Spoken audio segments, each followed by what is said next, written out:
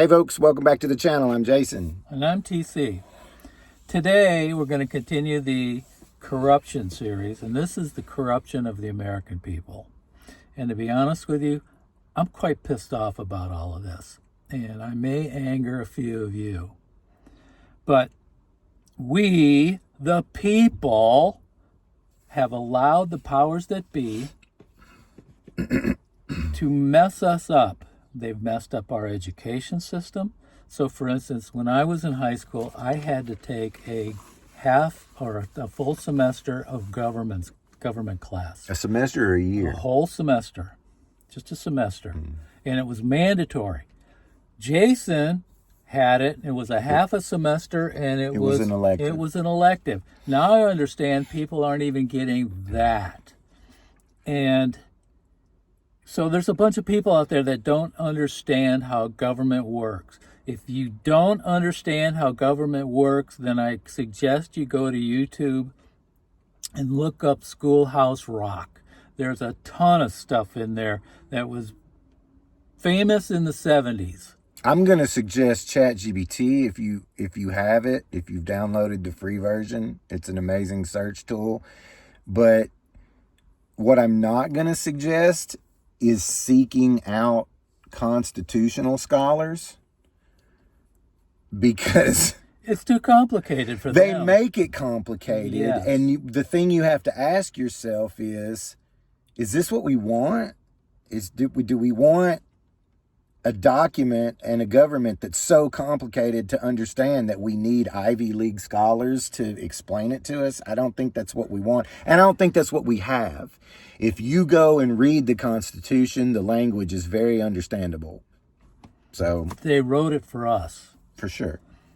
The powers that be have degraded our lifestyle. They've eroded unions, and now both parents have to work just to make ends meet. Yeah, we've got two economies. Everybody talks about that. The rich get richer, the poor get poorer. The middle class is kind of like, where are they anymore? Back in the 70s, people had their factory jobs. They were part of unions. They had a home. They had a couple of cars. They could have a snowmobile. They could have a camper. They could have motorcycles. They could have all of this stuff. Well, and that was with one guy working, and that's not happening anymore. Last week or the week before, I shared the story about my grandparents. I think it was last week, how they were able to build wealth, 8th grade education. My father was an apprentice at GM, sole breadwinner. They had a 2-story Colonial in Detroit. He drove a 57. This is in the early 60s. He drove a 57 T-Bird. My mom drove a 53 and a half Corvette drop top. They had nice clothes. My sisters, I wasn't born up there. My sisters had new wardrobes for school every year. They were a part of social clubs, and they had a great life on one income. The powers that be, the PTB, I might start shortening this, is the powers that be have kept minimum wage suppressed. Robert Reich, we talked about a few weeks ago, said that if the minimum wage had kept up with productivity, it would be $25 an hour. I only know one person that's making $25 an hour, and she's a supervisor at a factory floor. That's not minimum wage. We've allowed our citizens, our people, to fall into the welfare trap.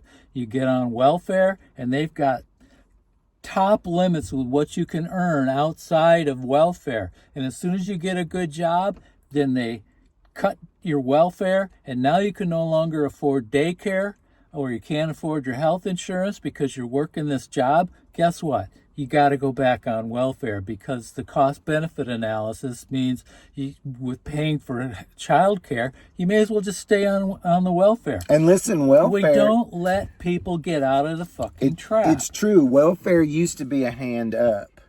And I'll tell you right now, as somebody who was raised by a single mother, we were on welfare.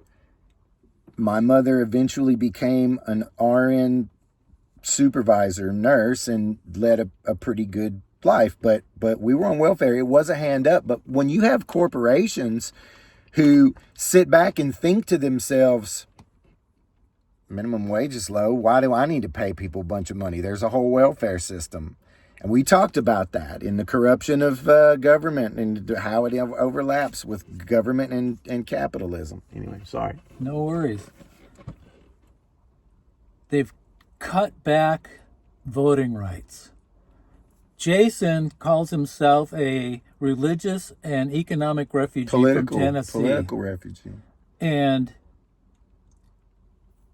he gets here, and getting a driver's license, you get registered to vote.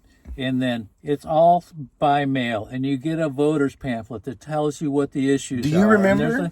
Yeah. Do you remember when I told you told you that? how and shocked I the was? first time he sits down at the dining room table with his wife, and they're like, can you believe crap. this? It was unbelievable. It was- We were just like, can you believe this? They send a pamphlet with the candidates and their history and their websites, and you can do all this research from the comfort of your own home, and you can talk about it and fill out your ballot at your dinner table and send it in, and you can check on it, all this stuff. And I'm thinking, first of all, I haven't heard of any kind of corruption, like problems with the mail-in, but there's like, I haven't heard anything about that. But if there is a problem, fix that problem. This is the way to vote. Anyway, Standing in lines to go vote is old-fashioned. And not dumb. allowing people to get a sandwich or some water from somebody else. That's fucking bullshit. Yeah. You know? Yeah. I can tell you from somebody who had to take time off of work, maybe at lunch or whatever, and stand in a long line of people, and it's a mess. We have allowed the powers that be to crush you down. From a great lifestyle in the 70s as a middle-class worker, blue-collar worker, to now everybody is working their asses off, and they're making it harder to vote. And the university education is out of most people's reach. You have been crushed down because the government has not allowed, or government has made life harder, not easier for the American people. And the funny thing is that most people aren't interested in being competition. Most people are like my grandparents or even my father. My father was never really interested in building wealth. He wanted to make a decent living. He didn't really care if milk was $2 or $10 a gallon, as long as he had the money to buy it. And if, it wasn't a financial stress or strain. And I believe that is the majority of the American people. They just really want a shot at leading a decent life. They want to be useful, and they want to spend some time with their kids and make some memories and die. No, well, maybe not the die part. I think when you get there, you're ready. Part of our problem is that it's always somebody else's fault. And we keep looking to the government to fix things instead of trying to fix it at our level. We keep talking, well, I got more to say first. I said, this did not all start with the Heritage Foundation. There was a whole lot of stuff leading up to this, but when they came into existence in the 70s, they started working to further undermine what we have. Mission creep. We talked about it last week. And Project 2025, you probably heard something about, that is theirs. And it's halfway through being fulfilled. There's a website you can go to, and it'll tell you just what's going on and where it is. The Heritage Foundation didn't just show up. It's funded by rich right-wing families and foundations, and they're hell-bent on increasing their own power, their own wealth, and their influence. And the only way they can do that is to take it from you. It's fact. And me and him. But They're it's the collective you. They're taking it from the government too. Mm-hmm. But anyway, go ahead. Yeah. Okay, too big to fail. What kind of bullshit was that back in 2008? Okay, wait, don't go off. I heard a report. Listen, I said 2 weeks ago, what are we going to do when these individuals who now are pushing trillionaires start presenting themselves to us as too big to fail? I heard a report the other day that people are now saying that Sam Altman and people like Elon Musk are too big to fail, that they have so much money and wealth that if they were to fail, their personal wealth would affect the economy. I thought we were a capitalistic society. And even if you believe in in John Nash system, economic system, versus the Adam Smith system, which is sink or swim. Too big to fail? Give me a break. If you do something stupid, you should be failing. That's the risk you take. Okay. And now we all have to take that risk because we've allowed them to get this way. We bought all that. But anyway, we can go down a rabbit hole there. Yeah. My old roommate was a John Bircher, and if you look into the John Birch Society, it's essentially they believed that there was a rich cabal intent on the takeover of the world. Back then, it was the Rockefellers, and it was the Rothschilds, this old wealth. Well, now it's the new wealth. We've got Zuckerberg, we've got Musk, we've got the PayPal mafia with Peter Thiel and David Sachs. And then we've got Trump, who is a wannabe. Okay, listen. I flew fighters. I flew the F-14. I've flown 1,000 miles an hour. I have flown 10 miles high. And at 10 miles up, the sky's getting dark. You can see the curve of the earth.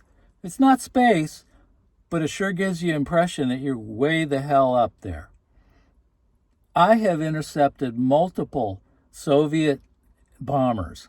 I have flown low through the desert. I've got all kinds of stories about stuff that we did. I was in the Top Gun movie.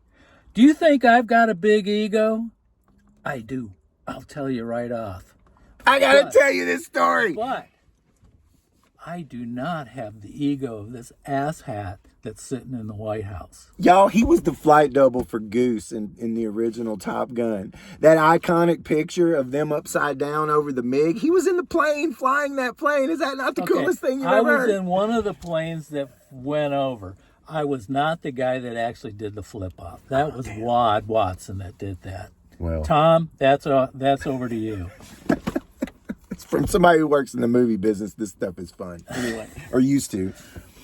Okay, so this John Birch Society guy that I know, he was part of the undermining of unions and the middle class.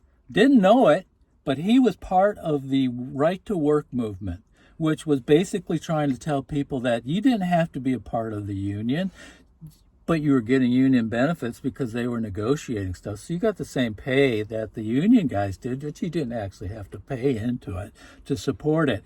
And guess what? Unions get busted all across the country. And this guy was part of this happening. The point of all of this is that we all get suckered.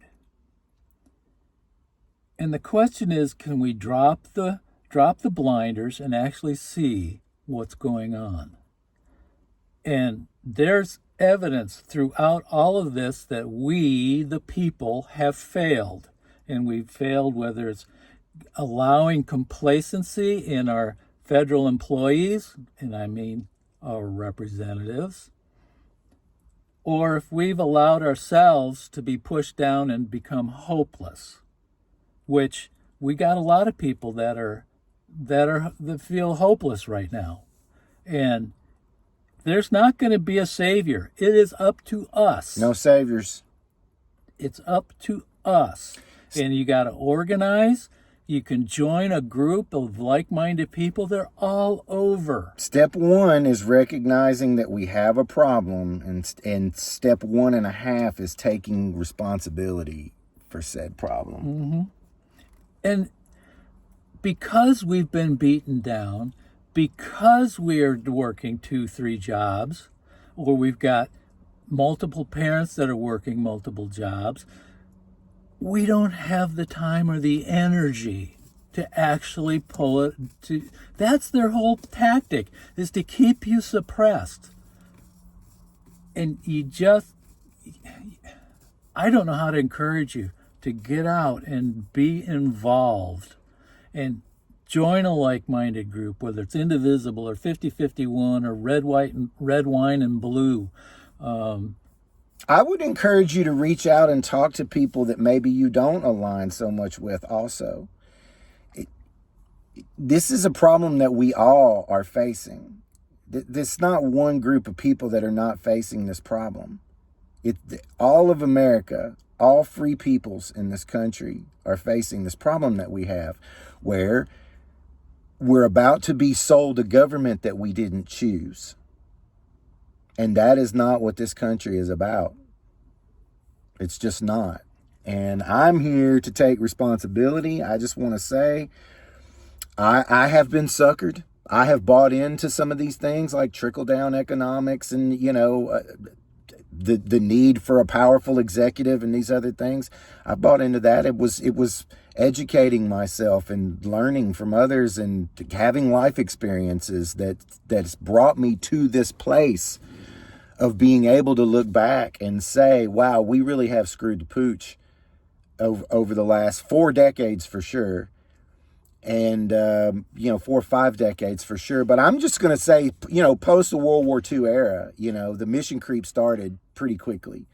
And there were a lot of people that had money and power that didn't like Roosevelt's agenda and didn't want to see it move forward. I'm going to leave you with something kind of different this week. But before we go, if you made it this far, like and subscribe. Thank you for watching, and like and subscribe. Leave a comment. Help us get the word out. Get angry. Get angry and get smart too.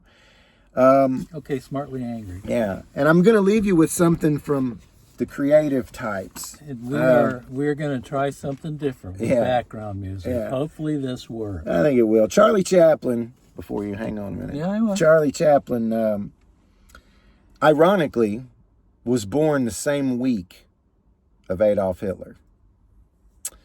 And in 1938, in his first movie with sound, known as The Great Dictator, which my grandparents would have seen this as an achievement of their society, the Charlie Chaplin's first picture with sound.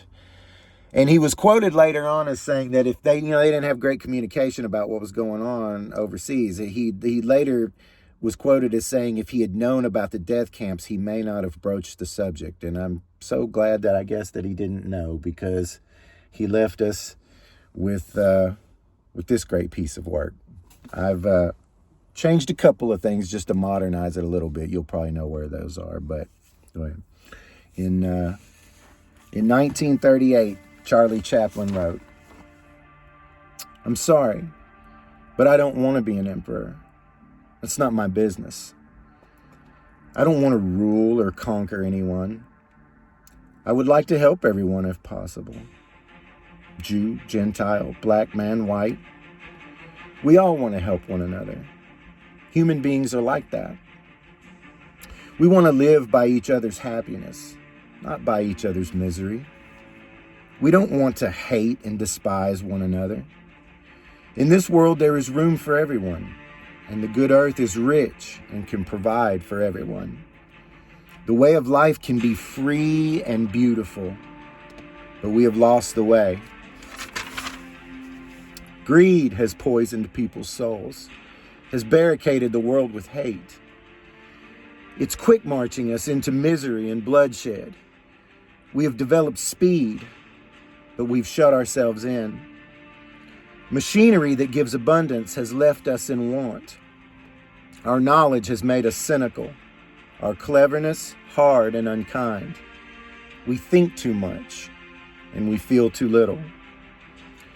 More than machinery, we need humanity.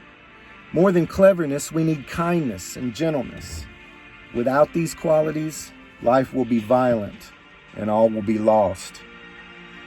The airplane and the internet have brought us closer together. The very nature of these inventions cries out for the goodness in man. It cries out for the universal brotherhood, for the unity in us all. Even now, my voice could be reaching millions around the world.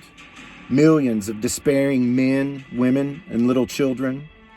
Victims of a system that makes humans torture and imprison innocent others. To those who can hear me, I say, do not despair. The misery that is now upon us is but the passing of greed. The bitterness of men who fear the way of human progress. The hatred will pass. Dictators will die, and the power they took from the people will be returned to the people. And so long as humans are subject to death, liberty will never perish. Soldiers, don't give yourself to bullies, men who despise you and enslave you, who regiment your lives and tell you what to do, what to think, and what to feel, who drill you and diet you and treat you like cattle, who use you as cannon fodder.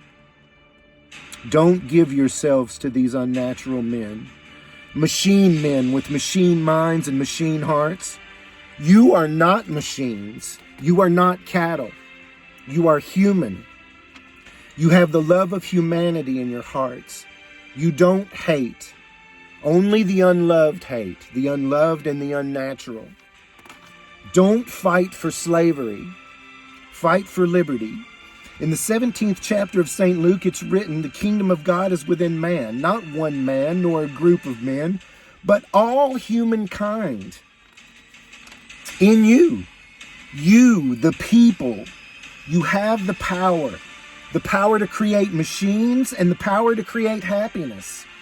You, the people, have the power to make this life free and beautiful, to make this life a wonderful adventure. Then in the name of democracy, let us use that power.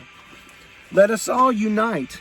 Let us fight for a new world, a decent world that will give men a chance to work, that will give youth a future, and old age a security. By the promise of these things, bullies have risen to power, but they lie. Bullies, they do not fulfill their promise. They never will. Dictators free themselves, but they enslave the people. Now let us fight to fill that promise. Let us fight for a free world, to do away with greed, with hate, and with intolerance. Let us fight for a world of reason, a world where science and progress will lead to all human happiness. Soldiers, in the name of democracy, unite.